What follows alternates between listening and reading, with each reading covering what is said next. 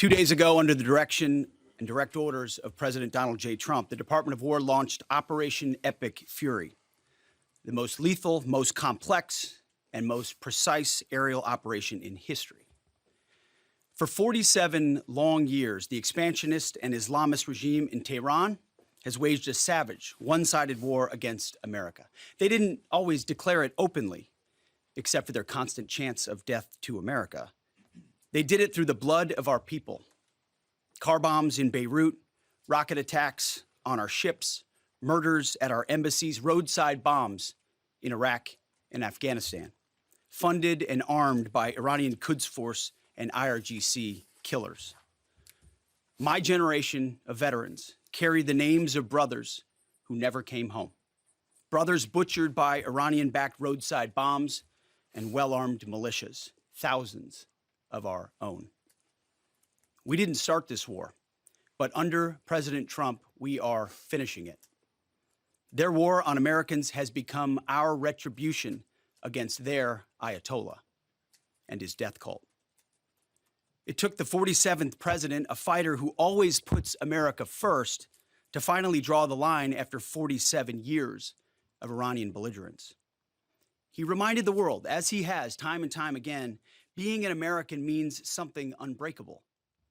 If you kill Americans, if you threaten Americans anywhere on earth, we will hunt you down without apology and without hesitation, and we will kill you.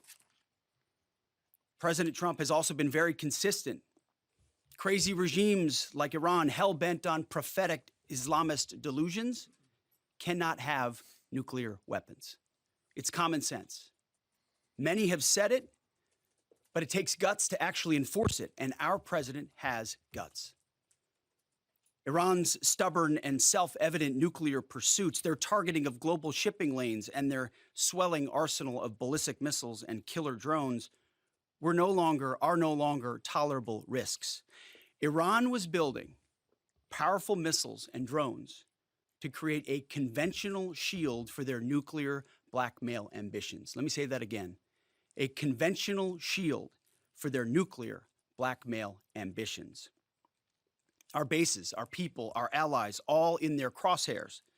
Iran had a conventional gun to our head as they tried to lie their way to a nuclear bomb. It almost worked under Obama and his terrible deal, but not under this president.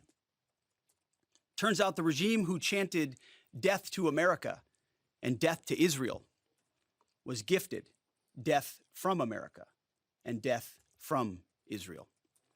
This is not a so-called regime change war, but the regime sure did change, and the world is better off for it. Today, in their desperation, the enemy is unmasked as Iranian missiles and drones rain down indiscriminately on the hotels, airports, apartments, and other civilian targets of their neighbors. Cowardly terrorist tactics from a regime that for decades has trafficked in cowardly terrorist tactics, lies, death, and destruction to this day. The Iranian leadership has built nothing except proxies and missiles and drones and deeply buried nuclear factories and facilities. Peaceful nuclear ambitions do not need to be buried underneath mountains. Last June, Operation Midnight Hammer obliterated their nuclear program to rubble. Afterward, we told them plainly, that's it, now make a deal. They arrogantly refused. We said, rebuild it and we'll stop you again, this time far worse. Well, President Trump, Secretary Rubio, Steve Witkoff, Jared Kushner, they bent over backwards for real diplomacy, offering pathway after pathway to peace. I watched it. I was there. They tried over and over and over again earnest attempts at peace. The former regime had every chance to make a peaceful and sensible deal. But Tehran was not negotiating. They were stalling, buying time to reload their missile stockpiles and restart their nuclear ambitions. Their goal, hold us hostage, threatening to strike our forces. Well, President Trump doesn't play those games. And as Secretary Rubio said after the Maduro raid, if you don't know, Now you know. President Trump puts America and Americans first. He doesn't hesitate, and neither do our troops. The mission of Operation Epic Fury is laser focused. Destroy Iranian offensive missiles, destroy Iranian missile production, destroy their navy and other security infrastructure, and they will never have nuclear weapons. We're hitting them surgically, overwhelmingly, and unapologetically. With every passing day, our capabilities get stronger and Iran's get weaker.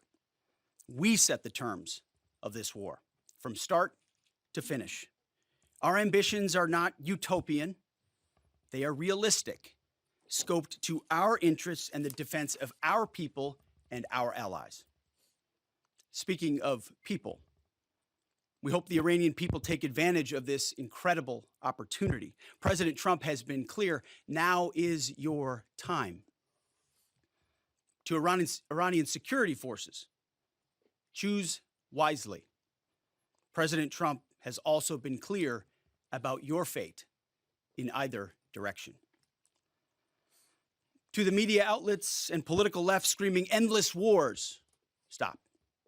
This is not Iraq. This is not endless. I was there for both. Our generation knows better, and so does this president. He called the last 20 years of nation-building wars dumb, and he's right. This is the opposite. This operation is a clear, devastating, decisive mission. Destroy the missile threat, destroy the Navy, no nukes. Israel has clear missions as well, for which we are grateful. Capable partners, as we've said since the beginning, capable partners are good partners. Unlike so many of our traditional allies who wring their hands and clutch their pearls, hemming and hawing about the use of force. America, regardless of what so-called international institutions say, is unleashing the most lethal and precise air power campaign in history. B-2s, fighters, drones, missiles, and of course, classified effects. All on our terms, with maximum authorities. No stupid rules of engagement, no nation-building quagmire, no democracy-building exercise, no politically correct wars. We fight to win, and we don't waste time or lives. As the president warned, an effort of this scope will include casualties. War is hell, and always will be. A grateful nation honors the 4 Americans we have lost thus far and those injured.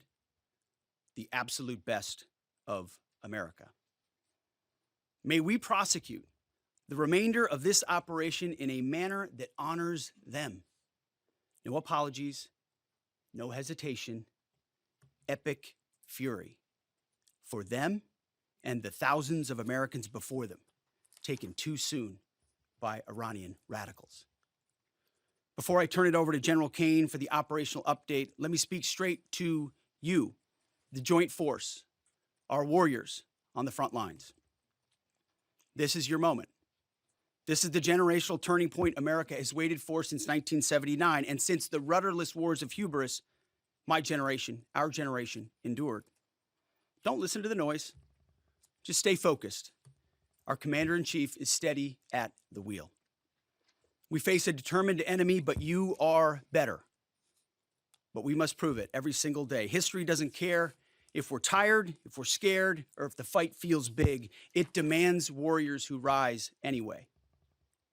Peace through strength, the warrior ethos, lethality, unity of purpose, those are not slogans. They're the beating heart of what it means to wear the uniform, that uniform. You think clearly under fire, you act decisively in chaos, you uphold the Constitution, and you uphold our country without hesitation. We are not defenders anymore. We are warriors, trained to kill the enemy and break their will. History is watching. Be the force you swore an oath to be, focused, disciplined, lethal, and unbreakable. We will finish this on America First conditions of President Trump's choosing. Nobody else's, as it should be. And know this above all, President Trump and I have your back. always. Through fire, through criticism, through fake news, through everything. We unleash you because you are the best, most powerful, most lethal fighting force the world has ever seen. May Almighty God